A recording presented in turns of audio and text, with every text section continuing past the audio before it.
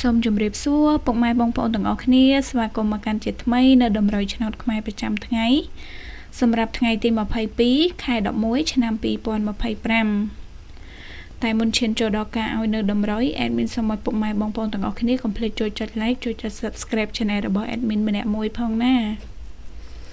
ទៅលើតម្រុយរបស់យើងនេះគឺលេងសម្រាប់3ម៉ោងម៉ោង 10:35 ម៉ោង 1 ជាមួយនឹងម៉ោង 3:45 ពុកម៉ែបងប្អូនទាំងអស់គ្នាតោះឥឡូវឈានចូលដល់ការឲ្យនៅតម្រុយរបស់យើងវិញដែលនៅក្នុងថ្ងៃនេះដែរទៅលើលេខអូស admin នឹងផ្ដល់ជូនពុកម៉ែបងប្អូនទាំងអស់គ្នានៅខ្ទង់10និងខ្ទង់9ហើយទៅលើតម្រុយនេះគឺលេងបានគ្រប់ប៉ុសគឺប៉ុស A B C D សម្រាប់ពីរលេខវិញនៅក្នុងថ្ងៃនេះដែរ admin នឹងផ្ដល់ជូនពុកម៉ែបងប្អូនទាំងអស់គ្នានៅលេខ12លេខ81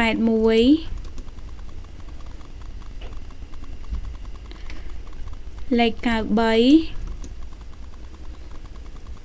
និងលេខ59ហើយសម្រាប់3លេខវិញនឹងផ្ដល់ជូនពុកម៉ែបងប្អូនទាំងអស់គ្នានៅលេខ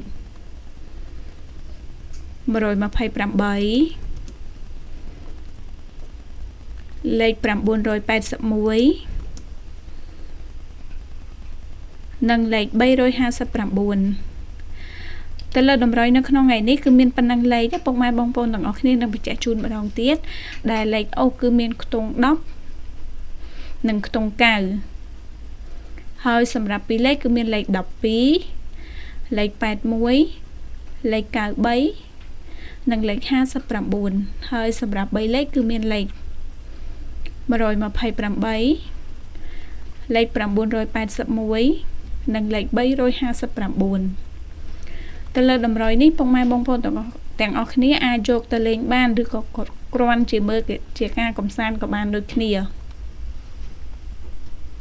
តែបើសិនជាពុកម៉ែបងប្អូនចង់យកតម្រុយនេះទៅលេងអាចចង់ចាក់ត្រង់ក៏បានឬក៏គុណត្រឡប់ក៏បាន admin សូមជូនពរពុកម៉ែបងប្អូនទាំងអស់គ្នាសំណាងល្អហេងៗទាំងអស់គ្នាណាសូមអរគុណសូមជម្រាបលា